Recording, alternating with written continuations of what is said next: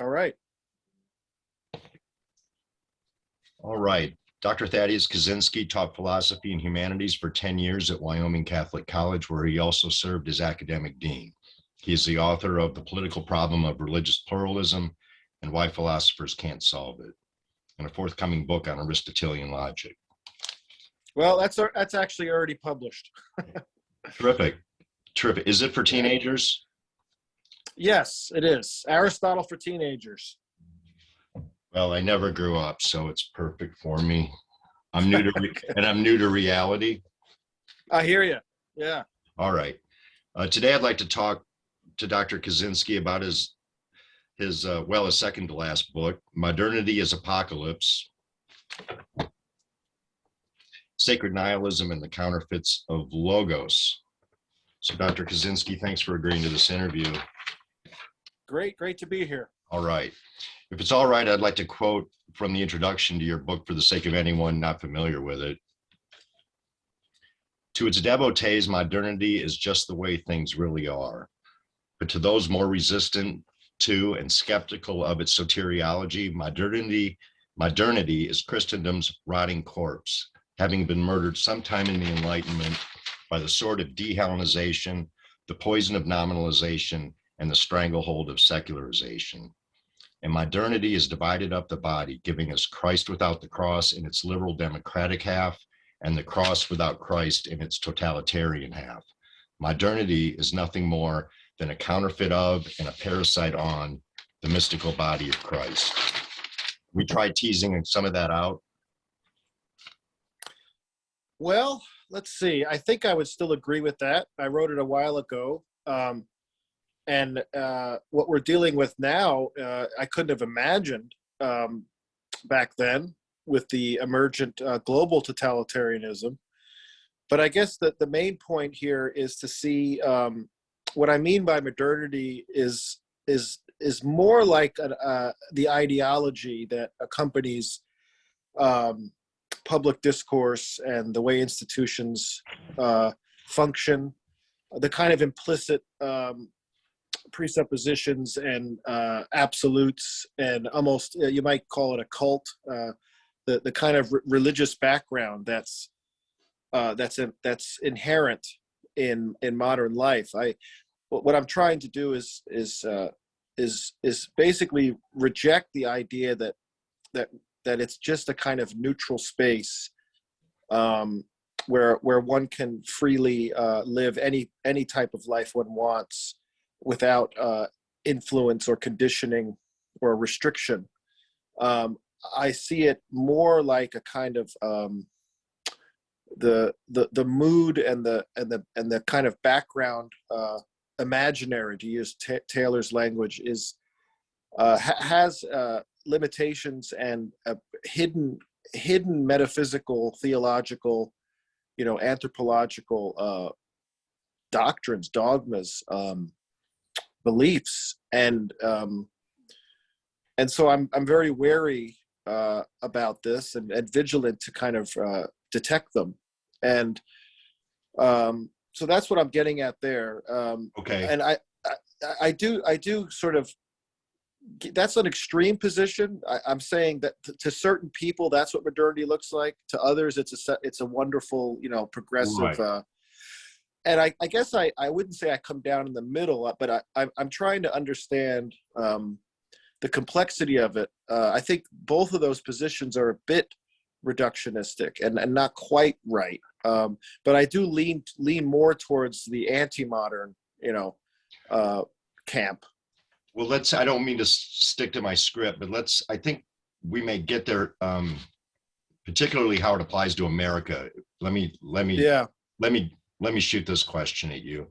In section 5 of the book entitled Apocalypse, you speculate perhaps Lucifer employed his unimaginably powerful intellect to create and then immerse himself in an abstract and unreal universe of words. Liberty and equality come to mind, thereby severing himself from the concrete and real being of God. Now, when I read that, I was reminded that when Alexis de Tocqueville made his monumental survey of our young country in 1835, those were the two ideas he saw playing out, equality and liberty that you mentioned. And they Yeah. look something to him like a dialectic, a closed dialectic. It looks something to him like the whole ball game. And Yeah. we see the two ideas playing out today in conservatism and small L liberalism. And it looks to many today like that's the whole ball game. Mm. And one of the things you seem to be saying is not only the conflict is not the whole ball game, but that it's a counterfeit battle, and it's delineating a counterfeit reality and quite probably something worse. Is that fair? Well, I'm just wondering there. My main foe here is ideology, and Okay. the Vogelinian understanding of this is a kind of Gnosticism, a kind of second reality. And what I get at about Lucifer there is the ability for human beings to to reject reality by repairing to abstractions and beginning and seeing and living life according to unreal universal abstractions. And when that gets institutionalized and kind of enculturated, you have an ideological culture.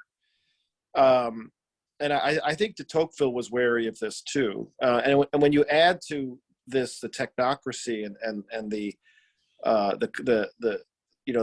complex institutions we have that take us away from ordinary activities in life, the bureaucratization of life, technocracy. I'm saying that there's a kind of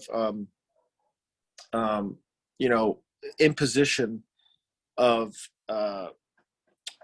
a counterfeit that begins in the minds of philosophers and philosophers, but ends up becoming almost indistinguishable from the real.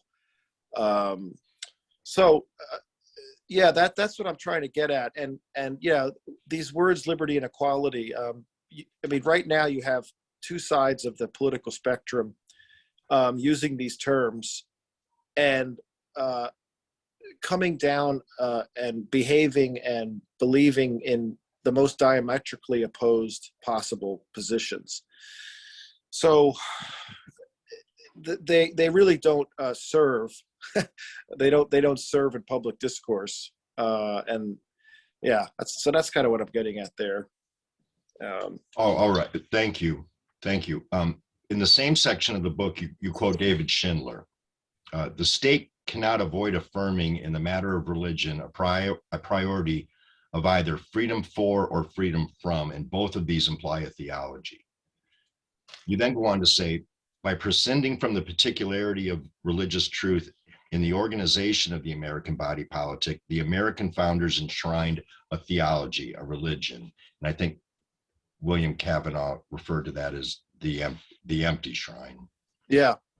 But you then go on to say that this religion, let's just call it this American religion's first commandment is the First Amendment. And it does nothing less than separate the order of nature from the order of grace, reason from faith, and indeed freedom from truth itself.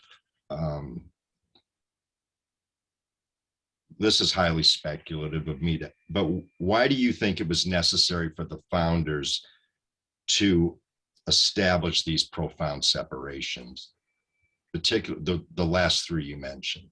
And what was the point of that? Yeah, I don't want to condemn the American founding because of what's come after it, and what the consequences of certain decisions they made out of very circumstantial prudence based on their situation they were in and all the complexities of the political and the military and the geopolitical situation. It's extremely complicated, obviously. But if you just look at something like the First Amendment, to set up a constitution, a regime, and deliberately prescind from the order of religion, the supernatural, the the reality of the Catholic Church. I mean, the first time in history you have a political order set up where the cult and the the sacred and the transcendent and the relationship to the divine is, in a sense, put within the political order, and in a sense privatized and made a kind of I mean, what you have is an attempt to have an a-religious political order, and I just think that that's what we have to look at here. And there were obviously reasons to do this, that are very complex in the history. Is it as simple as Madison pitting our private belief systems against each other, so that, for instance, the Catholic Church cannot establish a hegemony? Well, okay, you have motive. I mean, a lot of them were very much hostile to the Catholic Church. I mean, John Locke himself in the Second Treatise of Government, pretty much forbid two kinds of people from being good citizens, right? In the commercial, the new kind of commercial republic, and they were the atheists and the Catholics, and that's because he knew that for a Roman Catholic, political allegiance and citizenship is bound up with one's religious identity and the authority of the church. But John Locke wanted the state to be able to define what religion is and where its place is in the city. The state's going to limit itself and everything outside of it. Whereas, Catholic political theology, it's not really the state's prerogative to define the boundaries of church and state, or the secular and the sacred. It can't do it. It can only do it if you already have a kind of ecclesiology that's more or less Protestantized and deistic, where as John Locke says, every church is orthodox to itself. I think in his letter on toleration, meaning that no church has a kind of from the inside monopoly on what's true in religion. Right now, that statement itself denies the reality and authority of the Catholic Church. So if you have a kind of political order that's really based on this universal statement that there isn't access to God's will that's in any way objective or authoritative for the public. It's all a private matter. You could see the logic, what that implies. Sure. and what's going to happen, right? Sure. Yeah. Let's try looking at it from a Catholic perspective. I hate to tell you how old I was when I learned that there was something very specific called Americanism, and it was condemned as a heresy by no less than Pope Leo XIII. And Testem benevolentiae, yes. I had, this is relatively new to me, and and I've studied political science, but when I grew up, where I had a terrific elementary Catholic school education, taught by pious, committed nuns. But our Pledge of Allegiance was said with our prayers in the morning, and behind the good sister up on the wall was the crucifix, but next to it a picture of George Washington, and on the other side Abraham Lincoln, and probably a picture of our first Catholic president, Kennedy. So it was all of a piece. That was the social imagining, to use Taylor, that we were immersed in, and it's confusing doesn't quite explain it, but it all came at one as a piece. Yeah. And to hear, that being an American Catholic is interesting. Well, I had a similar awakening. Shortly after I was married, I was at a certain conference with a professor named John Rao, and it was in Lake Garda, and it was Dietrich von Hildebrand Institute. And I heard some talks about Leo the 13th and John Locke. And before then, I was pretty much on my way to becoming a good, neoconservative. I was going to Lord Acton Institute conferences and Heritage Foundation and Philadelphia Society and all these things. I had never read Leo the 13th. If I did, I only heard of his economic encyclicals. I didn't know he had ones on the Christian Constitution of States, or on the issue of Americanism, or on freedom. So I read Libertas Praestantissimum Immortali Dei, Testem Benevolentiae, Solicitudo dis, I forgot the other word of this, but Solicitudo was a letter he wrote to American bishops, I think it was, and where he says, the church has borne good fruit in America simply because it's had a certain level and amount of physical freedom to do its work, right? Sure. But he says the church would be better off if it weren't dissevered and divorced, as it is in America from the state. Now, I mean, just a statement like that from the Pope, of course, got me thinking. What's the alternative here? I thought theocracy was sort of an outdated, restrictive, oppressive kind of state that we've grown out of, right? But he's not talking about theocracy, and he's not talking about integralism either, which is very, very hip now. The integralist movement. D.C. Schindler, again, I consider him to be kind of my mentor. He really does a great job with the problems of integralism. He gets all this stuff, what we're talking about, but the solution isn't to use the centralized, bureaucratized Lockean state and import into it, Catholic principles and authority. Which is what we do. Yeah, you can't do that. The solution has to be much more, in a way, much more radical and much more imaginative and much more difficult. We see the problem, right? We see the problem as a kind of the religion of liberalism, you might call it. D.C. Schindler says liberalism, he has a great essay called What is Liberalism in the New Polity, and he has a great book called The Politics of the Real, which I think is the best thing ever written on this topic, honestly. Okay. And, he makes the case that's just compelling, absolutely compelling, that what liberalism is ultimately, if you want to know what modernity is or what liberalism is, and he says this, it's, what is it rejecting most of all? The Catholic Church. Not Christianity, not Christian values, not Christian principles, the reality of the Catholic Church, what it is. And this go ahead. This corresponds to D.C. Schindler's explication of the inversion of potentiality. Yes, sexuality. It's all together. Yeah, that's his first book in this trilogy I think he's writing. The first one is Freedom from Reality and that's a tremendous work too on John Locke mostly. Yes, because what he says here is that as Catholics, we're tied to the actual.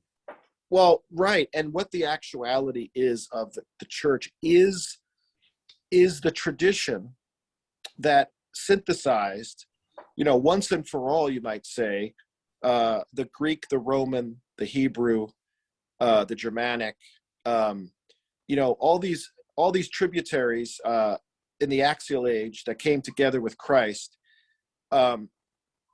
It synthesized them all into a living reality, a lived tradition, okay? And what the Enlightenment represents and liberalism is trying to access these ingredients, Greek sense of the truth and consciousness and reality, science, the Roman sense of law and authority and the political order, and the transcendent.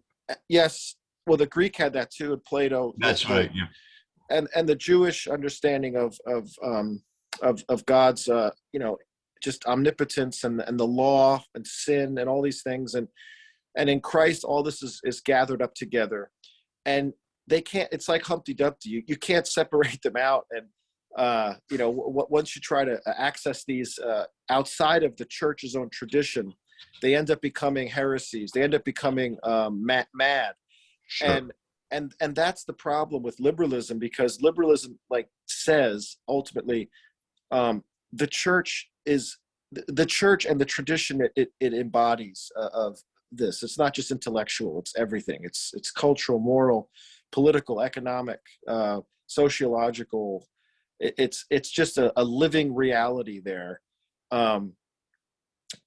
If you just say that we're not gonna recognize this reality in our political actions, in our laws, in our what we consider to be the human good, it's really a rejection of reality, okay, in a very profound sense, and you're going to build it on something else.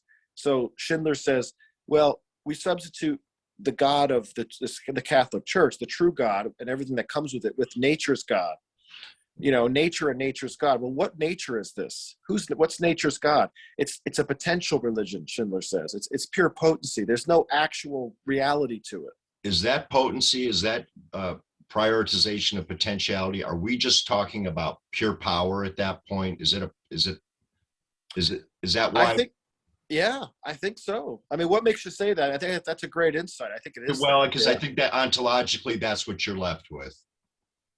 I think that's why we're steeped in power politics. It's because it's all that's left. Yeah, and it's masked very well. It certainly is. And it was masked. It's becoming unmasked now.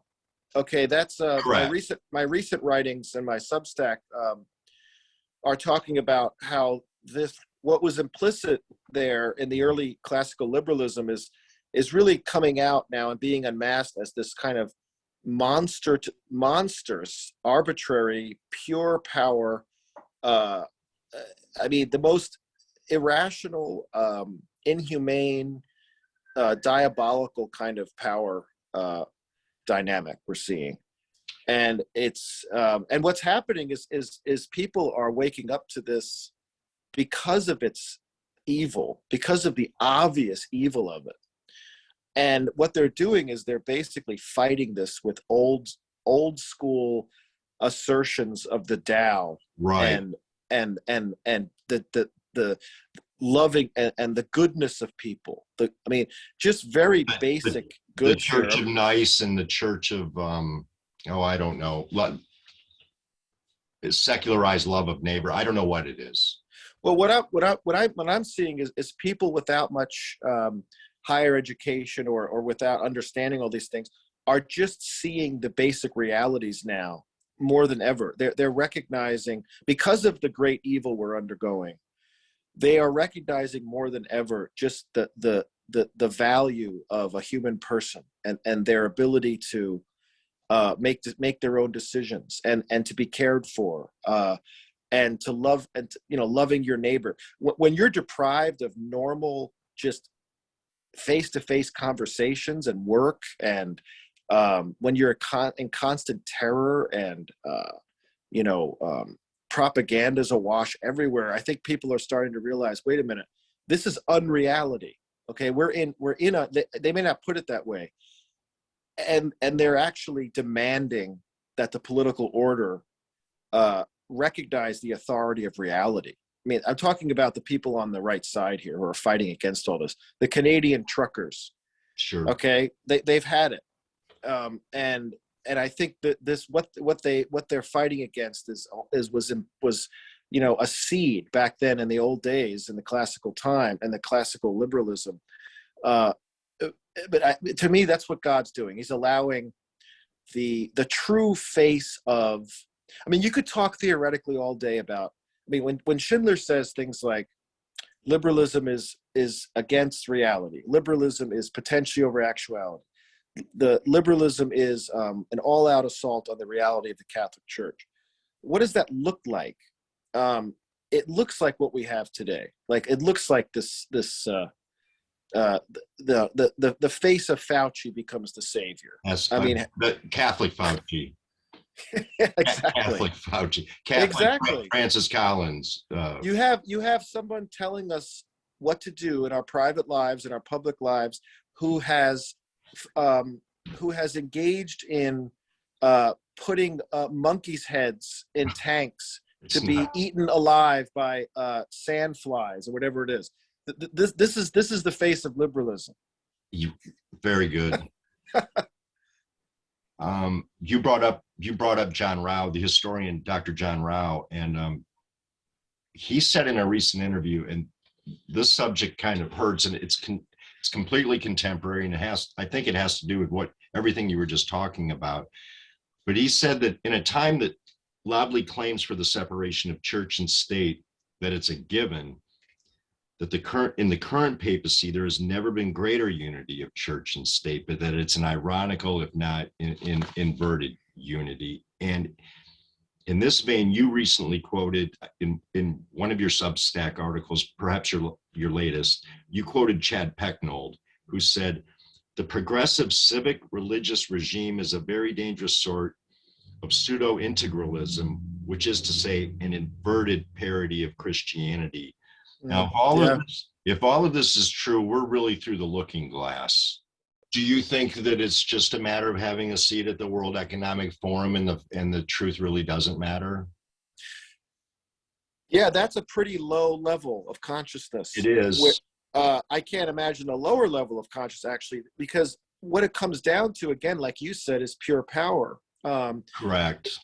Um, Being a person of faith means you are not governed by pure power. Correct. You're governed by truth and love in everything you do.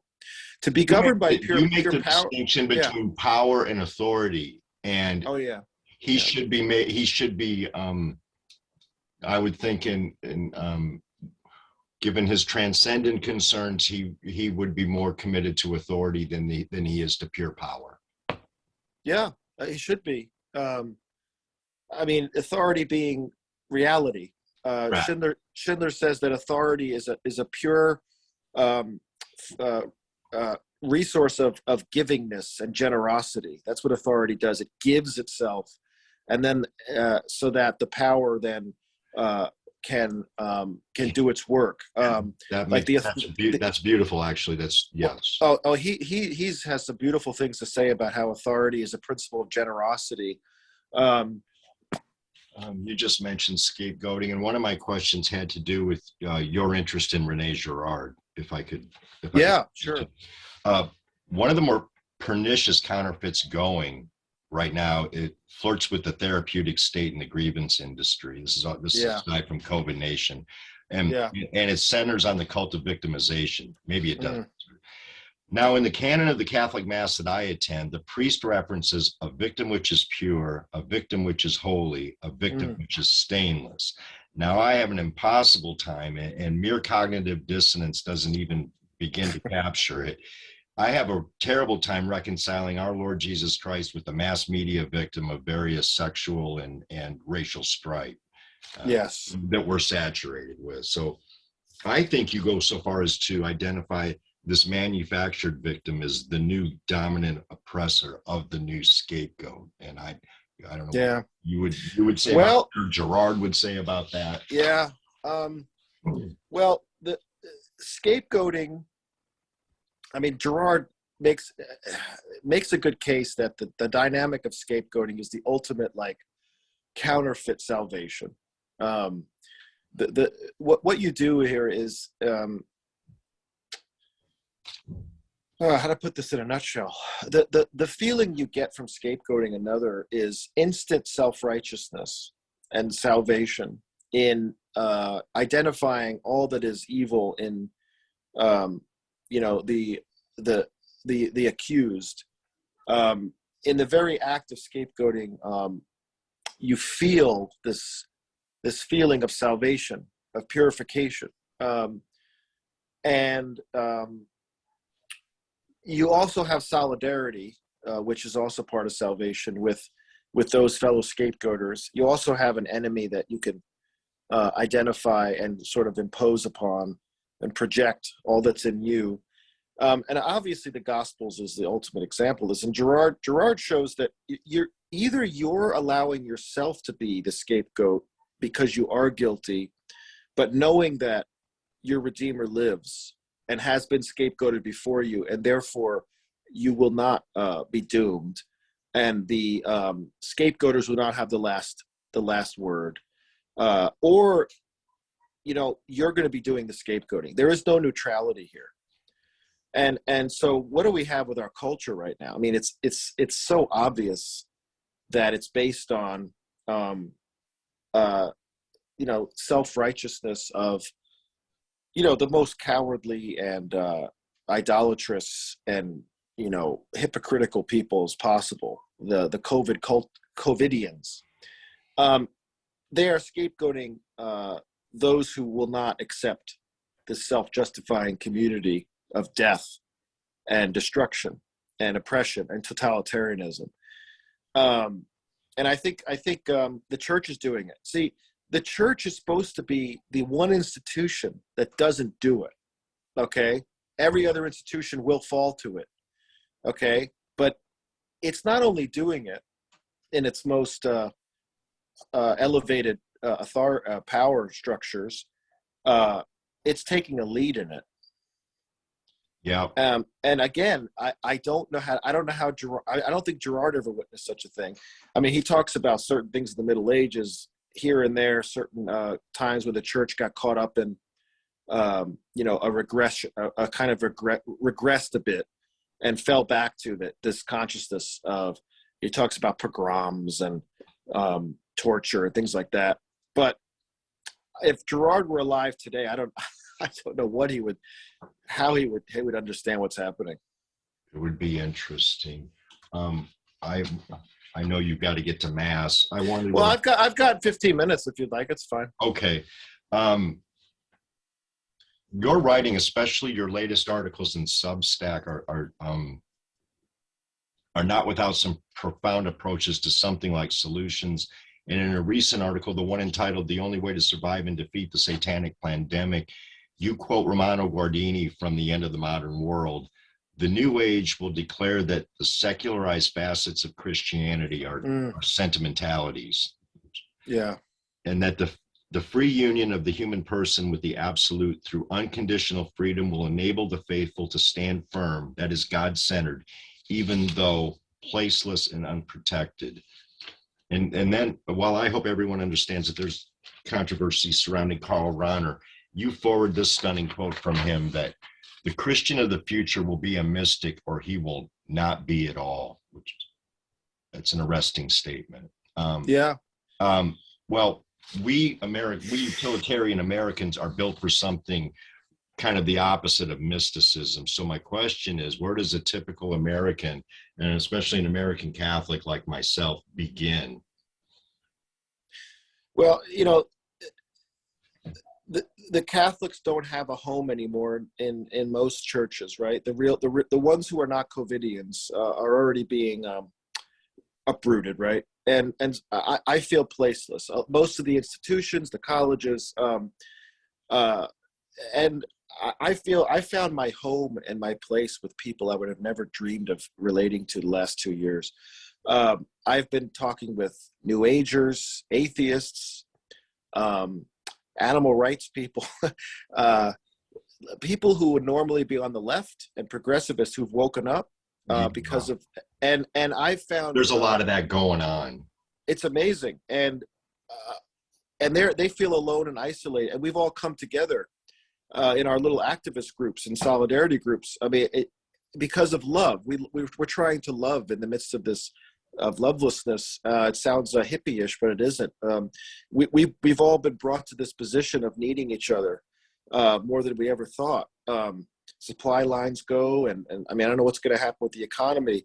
I see Guardini's prophecy coming true in ways that I would never have thought of when I quoted him, when I first wrote that essay a while back. And in terms of the mysticism, to me, it's really just being connected with what's real. And whatever is the most opposite you can get from being a COVIDian is I mean, just try to talk about what would be the most. I mean, I mean, it's really just the same ingredients. It's the life of prayer and mortification and the cross, but I think it's also recognizing with Guardini that God is taking away the normal supports of what you had before. I mean, we're talking about the possibility of being rounded up, put in concentration camps, of starving, of new diseases coming down the pike. So if you're not crying out to God to be in his will intimately, almost mystically, so that you can know what to do and how to survive, he wants us to call out to him when we have nothing left. And I can't understand what's happening, the gravity of the evil, the genocide, the totalitarianism. I can't understand it unless I think of it as God saying, look, I'm letting this happen because I want you to depend on me completely. And that means there's no more time. There's no more excuses. When you pray, it has to be mystical. And mystical is to me just means surrender. Okay. Be quiet, silence, listen, open up, direct experience of God as much as possible, because we need it. I mean, that's what I mean by this. And I think it's not Rod. It's not. You said that it's not the Rod Dreher Benedict option. I think you said no. That's not even possible. No, it's never been. I knew that from the beginning. That's not going to happen. Of course we have to flee from this cult, and as much as possible the institutions that have enshrined it. But no, we have to be present to each other at this time. Those who understand what's happening, we have to be in solidarity. Didn't Guardini say at the end of the modern world that the faithful are going to be lonely, but they'll find each other. But it's going to be a lonely trek. He did. I don't want to say it separates the adults from the children, but I mean, it's really he doesn't have a it's not a sentimental view of what a Christian is going to be looking at the end of the modern world. No, I want to bring up. He says there's two prophecies. Another prophecy I want to bring up is Louis de Montfort, because he talks about the end of True Devotion to Mary, that the saints of the end times will be the greatest ones ever to be in the history of the church, and the greatness will be in their heroism, their love, their surrender, and Guardini basically says that the loneliness will be harsh, but the love will be greater. There'll be such a great gift of love given to the world, and so we'll be able to handle it because with Rahner we'll have this mystical connection and kind of strength. And I want to bring up a mystic named Luisa Piccarreta from Italy. I've been reading her 36 volumes for the last few years, and I've been reading great secondary sources on her. And she, from what I understand, and I believe this, she lived a life of virtue and holiness that was unprecedented. And she obtained for the world of the church a new outpouring of grace.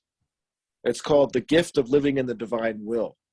And when I read her writings and I understand what's going on right now, it seems to me that it makes complete sense that we need, at this point, to be fused with Jesus Christ, to be one with him in a way that is even higher than spiritual marriage. And it's not that anybody deserves this grace, or you could do it with your efforts. It's a gift. It's being given to the world through Luisa, and it's available for people. And I really believe this. So I just want to promote her mystical writings. Luisa Piccarreta. Piccarreta, yeah. I mean, Padre Pio knew of her. Okay. She lived in her bed for 60 years. She was on the Eucharist for 40 years alone. I mean, tremendous miracles in her life. But I think it goes with what we're saying here is that the things are, yeah, it's a new normal. That's right. And the new normal for Christians has to be, this next level, because what's coming down the pike, I think we're just at the beginning. And I don't like to say this. It's not, I know. I'm saying this trembling. I mean, I do think there's some good signs. There is very much a uprising. I mean, the Canadian truckers is incredible. And I do see a lot of weariness with all this. Do you think they'll be pounded down? I can't predict. I can't either. Nothing. I mean, it's miraculous to me what happened with the truckers. I mean, it's incredible. So I'm not going to keep my hopes up. I'll keep them medium, as my son says. Keep your hopes medium on this. But there's some good signs that at least this 2-year cycle here is waning down, and I don't know what's coming next. But I do think we have to keep up on our toes and just make God the priority. Great. Well, thank you so much, Dr. Kaczynski. Thanks for your time. Yeah. No, it's great talking to you, Chris. Thanks a lot. All right. I'll talk to you later. All right. Take care. Bye.